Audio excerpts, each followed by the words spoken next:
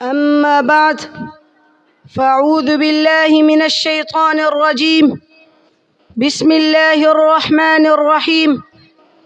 إن تصبكم حسنة تسؤهم وإن تصبكم سيئة يفرحوا بها. صدق اللہ العظیم. معزز و مکرم حاضرین مجلس، محترم علماء کرام اور عزیز طلبہ ساتھیوں، السلام علیکم ورحمۃ اللہ وبرکاتہ. اس کائنات میں حق و باطل کا معرکہ نیا معرکہ نہیں، حق و باطل کی جنگ روز اول سے جاری ہے. اہل حق ہمیشہ سے باطل اور اہل باطل کا مقابلہ کرتے آئے ہیں. تقریباً 1 صدی قبل باطل کی فہرست میں قادیانیت نامی ایک فتنہ کا اضافہ ہوا. یہ فتنہ بذات خود پورے عالم اسلام کے خلاف ایک سازش ہے جو اپنے جنم دن سے ہی مسلمانوں کے خلاف سرگرم رہا ہے. قادیانیت نے ملک و ملت کے خلاف اول دستے کا کام کیا ہے. قادیانی فتنے کا بغور مشاہدہ کیا جائے تو یہ اس آیات قرآنی کا مصداق نظر آتا ہے.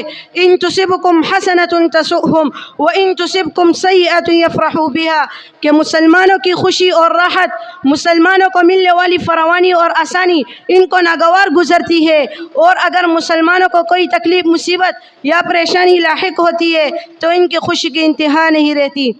میرے مسلمان بھائیوں، اہل اسلام کے 2 نظریات ایسے ہیں کہ اگر انہیں ریڑھ کی ہڈی کی حیثیت دی جائے تو مبالغہ نہ ہوگا. ایک عشق رسول صلی اللہ علیہ وسلم ہے اور دوسرا ہے جذبہ جہاد. بر صغیر کے مسلمانوں سے یہ 2 نظریات ختم کرنے کے لیے برطانوی سامراج نے ایک منصوبہ بنایا. برطانوی دستاویز the arrival of British empire and India میں ہے کہ اگر اس وقت ہمیں کوئی ایسا آدمی مل جائے جو اپاسٹالک پروفٹ یعنی حواری نبی ہونے کا دعویٰ کرے تو بہت سے لوگ اس کے گرد اکٹھے ہو جائیں گے. چنانچہ اس مقصد کے حصول کے لیے مرزا غلام قادیانی کو جھوٹی نبوت کا تاج پہنایا اور یوں مسلمانوں کے عشق رسول کی جڑوں کو کاٹنے کی مذموم کوشش کی گئی. اس کے بعد جذبہ جہاد کو امت مسلمہ کے دلوں سے نکالنے کے لیے مرزا غلام قادیانی حرمت جہاد کی بات کرتا ہے اور کہتا ہے اب چھوڑ لو جہاد کا ہے دوستو خیال، دین کے لیے حرام ہے اب جنگ و قتال. اب آ گیا مسیح جو دین کا امام ہے، دین کی تمام جنگوں کا اب اختتام ہے. اب آسمان سے نور خدا کا نزول ہے، اب جنگ و جہاد کا فتویٰ فضول ہے.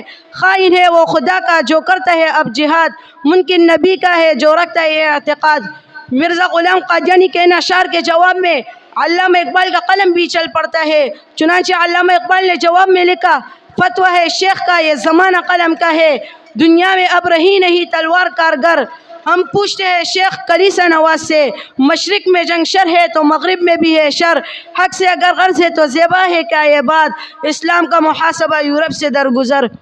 سامعین گرامی قدر، یہ بات روز روشن کی طرح واضح ہے کہ قادیانیت جس طرح اسلام دشمنی کا نام ہے اسی طرح ملک دشمنی کا نام بھی ہے. جی ہاں، تاریخ کا مطالعہ کرنے والا شخص جانتا ہے کہ جب عربوں اور ترکوں میں جنگ چھڑی تو قادیانی بھی انگریز کے شانہ بشانہ کھڑے تھے، جس کے نتیجے میں مسلمان نعمت خلافت سے محروم ہوئے. خلافت عثمانیہ کی تباہی پر انہوں نے قادیان میں چراغاں کیا تھا. یہی قادیانی تھے جنہوں نے حد بندی کمیشن کے سامنے مسلمان سے ہٹ کر قادیان حاصل کرنے کے لیے اپنا میمورینڈم پیش کیا. یہی قادیانی تھے جن کے سازشوں کے بنا پر علامہ اقبال کو کشمیر کمیٹی کے عہدے سے استعفیٰ دینا پڑا تھا، جن کے نمائندہ وزیر خارجہ ظفر اللہ قادیانی بانی پاکستان کے جنازے میں قصداً شریک نہیں ہوا، جن کے ہاتھ وزیر اعظم لیاقت علی خان کے خون سے رنگین ہے، جنہوں نے مشرقی پاکستان کے سقوط پر ربوہ میں پنگڑا ڈالا، جنہوں نے ذوالفقار علی بھٹو مرحوم کی موت پر خوشی مناتے ہوئے حلوے کے دیگیں تقسیم کی، جنہوں نے صدر ضیاء الحق کی شہادت پر ایک دوسرے کا منہ میٹھا کر کے مبارکباد پیش کی، جنہوں نے آپ کے ملک پاکستان کو اب تک تسلیم نہیں کیا، جو اپنے مردے بھی پاکستان میں امانتاً دفن کرتے ہیں. یہی وہ دلائل ہے، وہ شواہد ہے، وہ حقائق ہے جن کی بنیاد پر مصور پاکستان نے کہا تھا کہ قادیانی اسلام اور وطن دونوں کے غدار ہے، اور یہ بھی کہا تھا کہ قادیانیت یہودیت کا چربہ ہے. اسی بنیاد پر آپ کو دعوت فکر دیتے ہوئے اپنی تقریر ان اشعار پر ختم کرتا ہوں کہ اکملت لکم آیت قرآنی کو پڑھ کر ذلی و بروزی کی نبوت کو مٹا دو. ہو جس کو محمد سے مساوات کا دعویٰ، ہو جس کو محمد سے مساوات کا دعویٰ مسواہ جہنم کی وعید اس کو سنا دو۔ وآخر دعوانا الحمدللہ رب العالمین۔